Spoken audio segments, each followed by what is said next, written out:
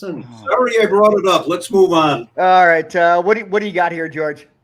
Well, other than that debacle, which, by the way, debacle, that's a word that I learned at Brown Institute, Joe. Oh, you went there too, George? Yes, I did, sir.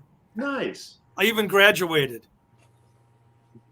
Well, that makes two of us. That's, we have all right. more in common than debacle is a word I learned there. Is that Nick debacle? I'm sorry, what? Is that Nick debacle? No, that's just the debacle. Oh, gotcha. Well done, Joe. Nick Well debacle. done. I got it. Ba-boom. I hope you keep your day job. All right.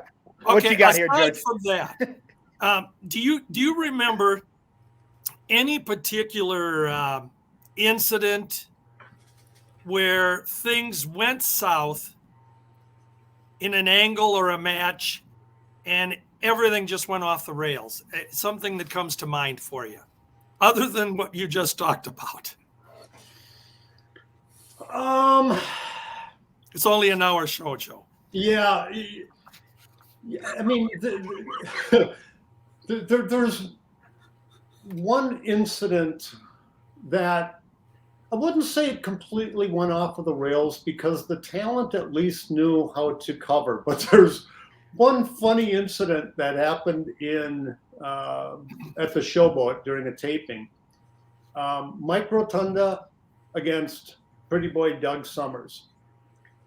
Doug got body slammed, and something appeared that didn't appear before the body slam, and that was a big old brown spot in his rear area. Doug had shit his pants. Yeah, okay, thank you for correcting it. And I wasn't sure where he was going with us. Something appeared. I'm like, whoa. Yeah, he had shit his pants, and again, he was a pro. They finished the match. I think they probably cut the match short. Well, I think it's safe to say the match was the shits, right? Yes. But they finished the match. It was slated for an ESPN main event. Had to go in and extend some replays in the show earlier. But, that's one that comes to mind as far as, something happening during the match or during an angle where it fell apart. Again, not that there were so many instances, talent would leave and it's like, what the hell do we do? But that one pops to mind as very memorable for an unplanned situation in a match. And it's interesting when you mentioned Doug Summers, and we saw him with Buddy Rose, and you were talking about that angle with the Rockers. I knew Doug Summers pretty well from the early years, way back in 1970, and had chances to even ride with him to spot shows back in the day when he was reffing. He was a good kid, had a little wild side to him, but he was a good kid, and I really enjoyed those rocker matches when he was getting his push, because he had worked a lot of years in the business, and this was big day for him, and so that was good. And especially for Buddy Rose, too. Joe, it wasn't only Doug Summers. I mean, a lot of us were shitting our pants in those Showboat days, if you remember. Damn it, Karch! Why are you saying Shawn and Marty? Yeah, that's where you cost him millions of dollars, right? I mean, that's where you single-handedly put the AWA out of business. If Mick cost the AWA millions, then I'm in the tens of millions. That's right. So between Joe and I, you can blame us for the demise. I'm going to move ahead here, because while we're on the subject of memorable moments in the AWA that you, pal, were directly involved with, I want to talk about the infamous Wrestlerock Rumble. Now, you either love that video, you hate it, you either laugh about it, or you cry about it. But just one more word from the former champ, Verne. Give us a little synopsis of the Wrestlerock Rumble. There he is. There he is. Copied after the Super Bowl Shuffle, which had the Bears in 1986 winning. When they did that, winning the Super Bowl. Some of the guys on there could sing. Some should never stand behind a microphone, even in a drunk karaoke situation. Verne was one of them. Verne epitomizes the old stereotype of some men don't have rhythm. Verne could sing. He loved to sing and did it often. Verne shouldn't be rapping. You know what? Bockwinkel did a good job. He did. Scott Ledoux did a good job. Even Zbyszko did a good job. I don't know about Greg. Greg was a little over the top. You know, I had flashbacks to his Sergeant Slaughter, Greg Gagne days. Wow. You know, some things should never have been. That was only a step above Doink the Clown in the WWF. Yeah, I agree. But yeah, the Wrestle I'm totally going to put that in. By the way, post production, I'm totally going to put that song in here. For what my opinion is worth, which is usually nothing, I think the Wrestle-Rock Rumble was creative. I agree with you. Some of them shouldn't probably have had a microphone, but it was cute and it fit the mode. The only thing that ever bothered me about Wrestle-Rock was, where the hell was The Rock? We got Waylon Jennings. You know, Verne really lost it there. I think he was thinking of the Wrestle Rocking or Rockers, you know? Yeah, they're so I had started October 7th of 85. Wrestle-Rock was April 20th of 86. And it was my first foray into a big, huge event. And even at that time, we laughed about it in production. Wrestle-Rock? Really? Now, they ended up doing a few untelevised Wrestle-Rocks. Denver, I think Salt Lake, and they had Molly Hatchet as one of the groups. That could pass for Wrestle-Rock. Yeah. Not Waylon Jennings. Not Natalie Rosales, who sang the national anthem. God, there was somebody else from like the Prince genre of talent that was on there. I can't remember the exact name, but it just... Joe, I think that all 6 people that were still there when Waylon was performing would probably disagree with you. You know? Well, those 6 ushers would probably agree. You know, there were 6.5. Little Ricky was there. You know, Wrestle-Rock in hindsight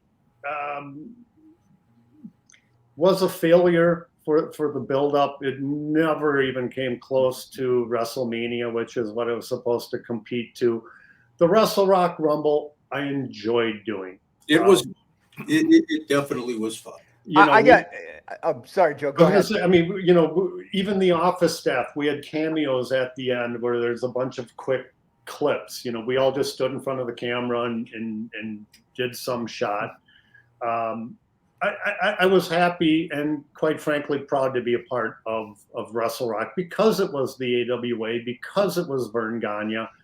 And the funny thing about Wrestle-Rock, it's the Rumble, it's still talked about today. It's almost like a cult following for the video to this day. When somebody knows, I'm introduced to somebody and they find out that I work with the AWA, the Wrestle-Rock and the Wrestle-Rock Rumble comes up every single time. You know, Joe, go ahead, Chris. Oh, I just going to say, I wanted to transition because I had a question on something else that, but I mean, if you got a quick follow-up here, George. I was just going to say the Wrestle-Rock program or card, it was so great in concept in trying to maybe be equal or top WrestleMania. But I still to this day think that it was one time when more was not better. If they would have cut that card in half with matches and had Wrestle-Rock really highlight and showcase the important matches instead of bringing in Bulldog Brown and Tiger Mask and a bunch of these people, it would have been so much more received. That was a classic case of Verne not being able to say no or not wanting to say no. a lot of the talent contacted Verne about being on there, and before you knew it, Verne had said yes to too many people, and he had no choice at that point really but to put them on the card. Sadly, Giant Baba and Bulldog Bob Brown, one of the worst wrestling matches I've ever watched in my life. Oh, it was brutal. It literally hurt to watch that match. Yeah. But again, that was a case of Verne just saying yes to too many people and not being able to back out. Speaking of things that are harmful and hurtful to watch, the Team Challenge series, who was responsible for that? Because I know that I know it's something that's one of my memories, because I started watching in 84, 85. So I didn't catch the heyday. But the Team Challenge series was something that I remember, and I know, Mick and George, it's kind of not a sore spot, but I know that it's not something that they actually, they look back fondly. But I mean, like, how did the concept of that come about? So to explain the entire concept, you have to go back to a producer that Verne brought in, or that approached Verne. His name was Nick, and I for the life of me, I can't remember his last name, but his name was Nick, and he wanted to do something completely different in professional wrestling. The whole green screen with the talent walking out and whatever. That failed miserably because it looked like crap. To use the same crowd and doing the same reactions for every talent walkout, whether it's a baby face or a heel, and them booing or cheering, it didn't work. The whole idea of doing it in a closed studio and incorporating the reactions from people was all a part of this new concept. Well, after the first episode was done, and I can still see them doing it, jeez, Verne was like, what the hell did I just do? And so the AWA at that time was hurting even more. And I believe it was Greg that developed the whole Team Challenge series concept, which, at the time, I was all up for trying to do something different. The definition of insanity is doing the same thing over and over again and hoping for a different result. Nothing was working for the AWA, so let's try something different. As obviously as we know in hindsight, it wasn't successful. To do a match in a closed studio and trying to pump in effective crowd noise wasn't going to work. Could a different presentation have worked? I mean, could the concept have worked with a different presentation?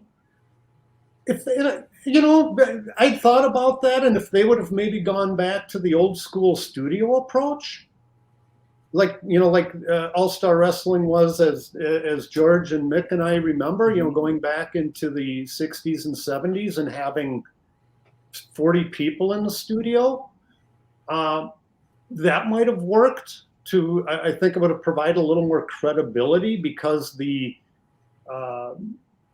crowd noise that we were pumping in wasn't working, and it just made it more laughable to watch. And we didn't have the technology that we had today. This was all still linear tape editing and trying to cut for money. We couldn't do a Foley sound effects that we really needed to do in order to even try to get that to work. So was there ever any thought to, if you realized like in the moment that it was going to be bad in terms of the presentation and production, was there any thought to stopping it and starting over and then trying to approach it in a different way? It was surely discussed, but the AWA again was at a point where that was very near the end. It had already started, and to start and stop the first attempt at the approach that Nick had developed, and then to start and stop another one right after it was not going to look good to the viewer at home. Okay. So it was basically writing out a bad idea and, quite frankly, saving money from having to travel to Las Vegas and hiring a full production crew. We were able to minimize the production expenses and still provide a wrestling show, for better or for worse. The only good thing to come out of the Team Challenge series is that Jake Milliman became an overnight millionaire. Turkey on the pole. Turkey on a pole, right up the turkey's rectum, you know? Wrecked them. Hell, it killed them. I want to ask you, Joe, what was a typical taping day? Because things like that really interest me. Like from the beginning to the end, like what was your day like? I'll have to define what taping day, a TV taping or an interview day? I think mostly like a TV taping. TV taping, we would leave the Twin Cities on flight 777 to go to Las Vegas. We'd leave at 9:14. We'd arrive in Vegas. I'd go straight down to the truck, work on getting the graphics done for the truck, make sure everything got set up right, brought the tapes in there.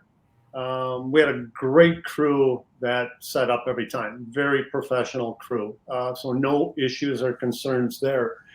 Then there'd be the booking meeting in the afternoon.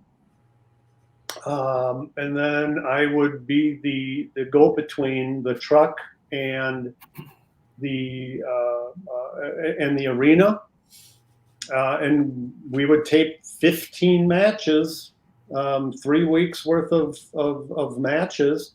And then some of the talent that was not going to be there for interview days, which were typically a Tuesday or a Wednesday. If they weren't going to be there, we, get some interviews with them ringside after the matches, and bring the tapes back to my room, and then party with the boys for the next 6-7 hours. That was a typical overview of a television production taping day. Of course, with Whitewater and other venues like that, there's many issues that we had to deal with, but that in its simplest explanation is a TV taping day. How long did post-production usually take on like a weekly episode? Depends on the show.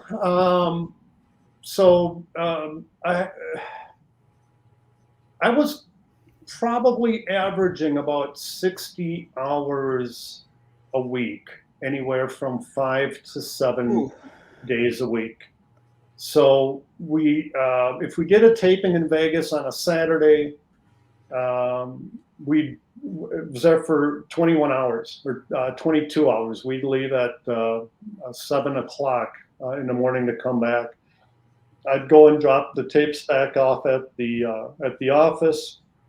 And then on Monday, I'd start getting all of the matches timed, all of the interviews timed, into a format for the 3 different shows that we do. Then on Tuesday or Wednesday, we'd have interview day.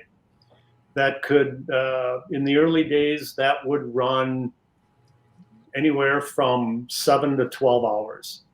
All of the boys would be in the studio, and we would cut interviews for every market, for the general show. And then on Wednesday, I'd insert those, or I'd edit the matches or the shows together. Once I had all the content, All-Star Wrestling would take me probably 3 to 4 hours at the time. Superstars, we would then do the ins and outs for Superstars and the ESPN show with Larry. Then I would cut that together on Wednesday and or Thursday, and then Thursday night we'd go into dubs. We at the most busy when we did dubs in house, we had about 75 show dubs that we had to do. Both 3/4 and 1 inch. Wow. And then Friday, get started all for next week and weekends we'd have not a lot, but if we had a show at the Civic Center, have to include that in there. Wow. That was a typical production week. Okay. What did you have, George? Well, Joe, we can tell everything you've talked to us about. You obviously garnered a lot of respect from the guys and people you worked with. I guess my question would be for you is, who was easier for you to work with, Greg or Verne, or was there somebody else that made it easier for you or made it tougher for you? Between Verne and Greg, I would say Greg, simply because Verne kayfabed. Even on interview, Verne just kayfabed all of the time. And I have to add in, because it was Verne Gagne, and because I grew up on Verne Gagne and was a fan of Verne Gagne, and being a 20-year-old kid when I started in the business, there was that sense of intimidation of it being Verne Gagne and being, he was who he was, and he was in charge of the AWA. So Greg was more approachable in that regard. In the later years, they were both fine. When we revived the AWA late in or early 2000, they were both they were both equal, but it was still easier to work with Greg because Verne's dementia had started to come into play. Joe, to your point about Verne kayfabing, I remember specifically when you would have the production meetings, Rod Trongard and I, if we were doing play-by-play, we weren't allowed in the production meetings because Verne wanted everything with the announcers to be spontaneous. He wanted us to be surprised, so he wanted to make damn sure that we were going to come across as, wow, holy crap, without knowing in advance what was going to happen. And I can understand that point. The flip side of that is that Bruiser Brody always said, you got to at least smarten up the cameraman. You got to smarten up somebody or something is going to be missed here. But in retrospect, I understand what Verne was doing with Rod and I. He wanted the spontaneity and the excitement, and it is what it is. And I agree with you, Mick. The one place where I'll disagree with is that by him doing that, to me, shows that he didn't have the respect for your professional ability to be able to present it as he wants it. Good point. And it was a sense of Verne maintaining control of another area, which he did. He liked to have his hands into most everything. Yes. So yeah. What I would say with regard to Verne on that is I think that proves to us exactly the old adage that these guys, it was ingrained in them in that era that you did not smarten up anybody. And, even to the point sometimes of your own families, as weird as that seems. But I think by the time you got into the business, Joe, and by that era, obviously it was no longer needed to do that type of thing. And again, Verne, I think it was just at the age where he couldn't let go of it or didn't know how to let go of it. Well, yeah, and as I alluded to earlier, the early wrestling days, it was mainly shot with a wide camera. Right. And so everything was able to be caught, so you didn't need to smarten up the camera operators or the director for that matter. Sure. They were able to react, but when technology increased and it went from a 1 or a 2 camera shoot for wrestling to a 4 or more camera shoot, and you'd have close-ups and you'd have handheld cameras at ringside, you needed to smarten them up in order to make sure that whatever angle that you wanted to present at that time, you were able to get it. And most of the time we did, there were times where we would miss a spot. And it's like, we didn't know Verne. We can't read minds. You do the best. We did the best that we could with what we had, or in this case, what we didn't have. That was knowledge of the situation. No.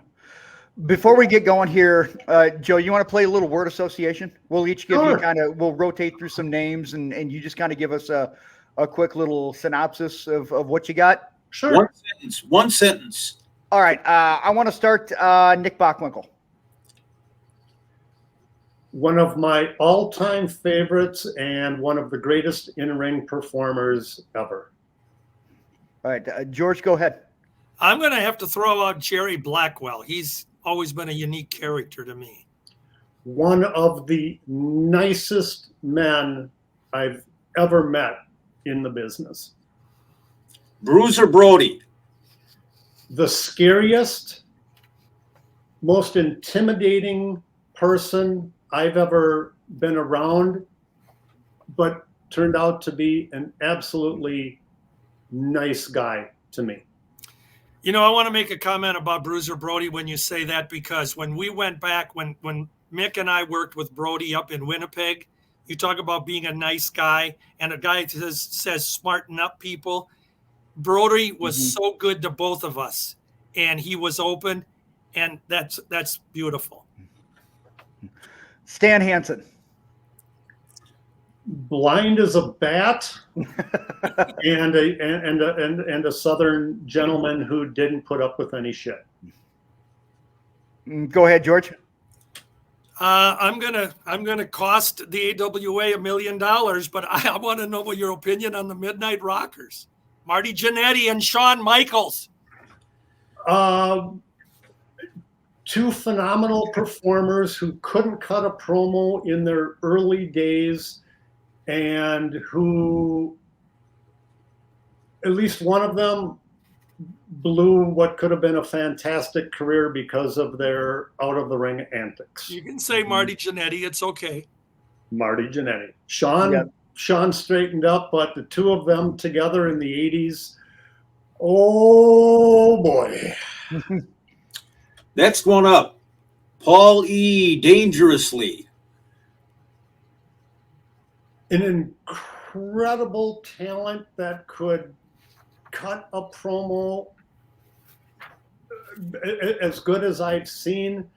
But the current version of Paulie Dangerously ate 3 of the early versions of Paulie Dangerously. When I first saw him back on the air, I'm like, holy shit, Paul, come on, contact DDP and start doing some yoga. But remember that cell phone that was the size of a car battery with an antenna that reached Mars? This thick. I mean, it was huge, and he ended up having a cordless phone a couple of times. But I will say this about Paul: we're about the same age. After every promo he would cut, he would come to me and ask me for any advice or how did it go. And Playboy Buddy Rose was another one who always did that. I think somebody that still looks good at her age, and that's Medusa Miceli. Medusa, ran into her a few times. She was, to me, the first glamour gal in the AWA. Sherry as well, but Sherry was more of a wrestler. When Medusa started, wrestling in-ring skills were not that good. But love Deuce. Ran into her a couple of years ago at a show up in northern Minnesota, and it was great to see her again. One more, George. What you got? Well, we've talked about him and mentioned his name, so I'm going to throw Greg Gagne out. Talk to Greg Gagne often. A very underrated in-ring performer. Could tell a story in the ring with the best of them. The only downside to Greg was he was small, but he knew it, and he was able to use that disadvantage of size by selling phenomenally. Couldn't have said it better as far as Greg is concerned. I got one more here. Kurt Hennig. Oh God. Yeah, really. I will put Kurt Hennig up against any talent, including Bobby Heenan, which, for the record, Bobby Heenan to me is the single greatest all-around performer professional wrestling has ever seen. Wrestling, managing, color commentary, interviews. Kurt Hennig, I will put in the same. If there was a group, I would put Kurt in the same thing. The later version of Kurt Hennig, and I'm talking 86 and beyond.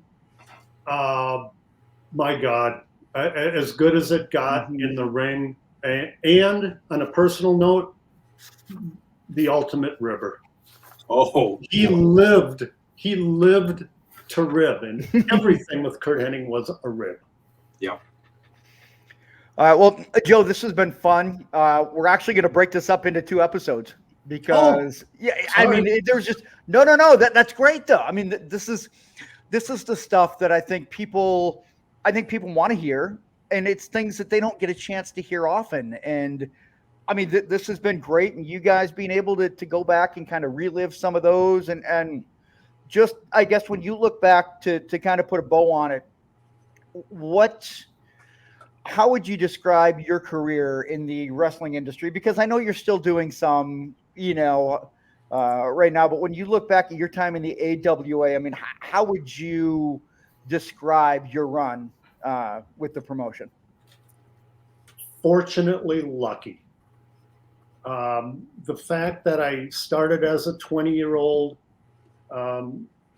seeing and working with so many talents that I grew up watching, and then to work hand in hand with them to put together a wrestling show.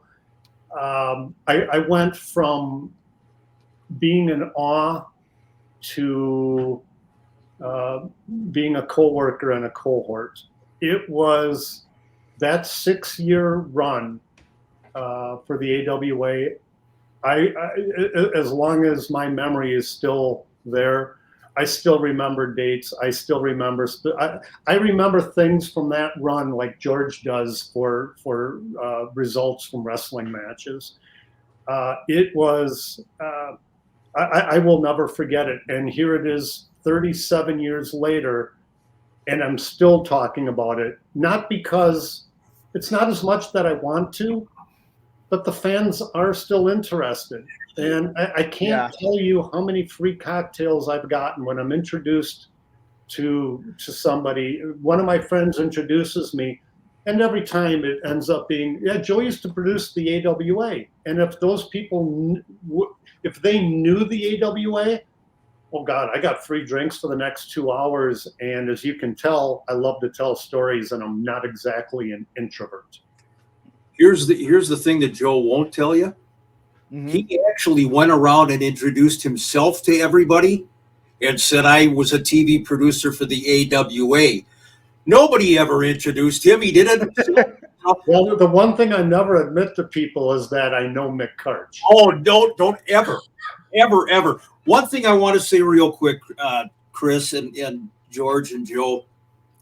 Joe, I think in listening to you, you kind of feel the same way that I do. I mean, we were there kind of towards the end of the run.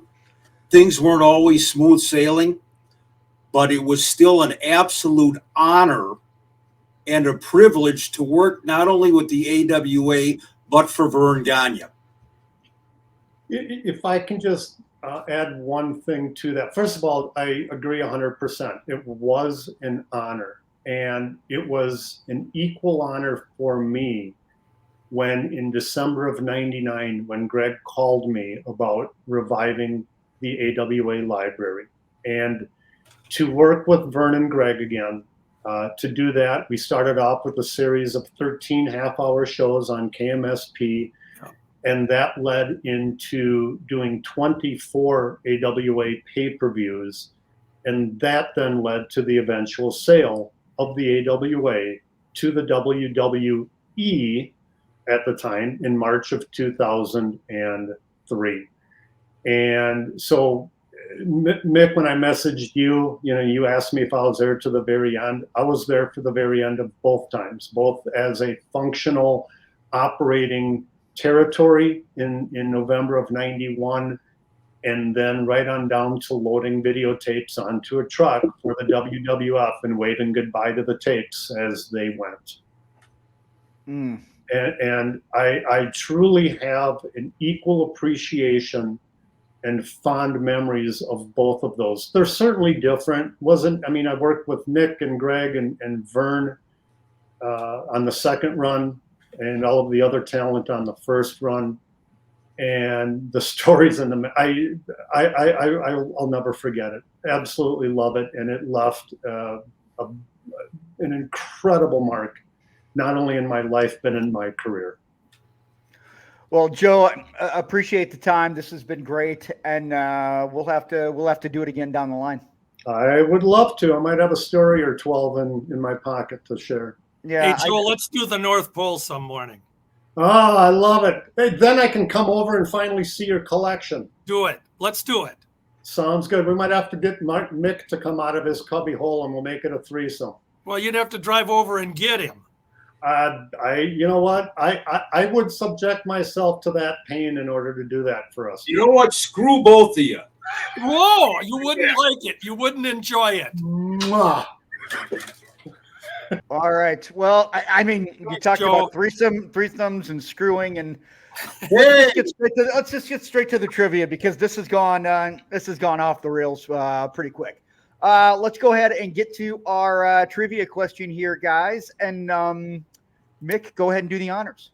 Got an interesting trivia question. You know, over the years, a lot of wrestlers also refereed for the AWA on occasion. So I'm going to give you 5 names of former wrestlers, one of which did not ever referee for the AWA. One of these things is not like the other. One of these things just doesn't belong. Wrestlerock Rumble, you can't sing either. No. So here are the names, ladies and gentlemen, and you pick out the one man that did not ever referee for the AWA.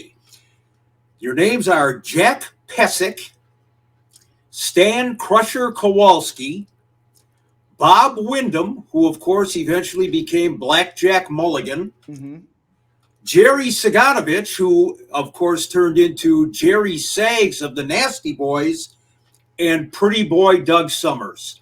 One of those gentlemen did not referee for the AWA. Tell me who it is within the next 48 hours. And there it is, guys. And the date originally was the 7th, but because this is going to be part 2 of our interview with Joe, you've got until the 14th of April to get that to us again. Well, not us. George Schire, GSShire, Comcast.net, or Mick Karch at gmail.com. And just want to remind you guys as well that you can see in the upper right-hand corner, want to shout out once again to Soda Stick. If you're looking for Minnesota-centric sports merchandise, that's the only place to go, right? Yep, George is pointing at it right there. Use the promo code UNLEASH for 15% off. If you want something about the Stars, the Vikings, the Wolves, the Twins, the Gophers, anything, and just maybe we might have some AWA merchandise up there, some AWA Unleashed merchandise that we may have that in the works. So go up there, use the promo code UNLEAShed, and shout out to Landon and Tom and everybody at Soda Stick, sodastickco.com. Again, promo code UNLEASH, 15% off. So excited to have them on board. Guys, this has been fun. And I know that Joe's waiting in the wings once again. So let's sign off and tell some more stories. Adios. Take care.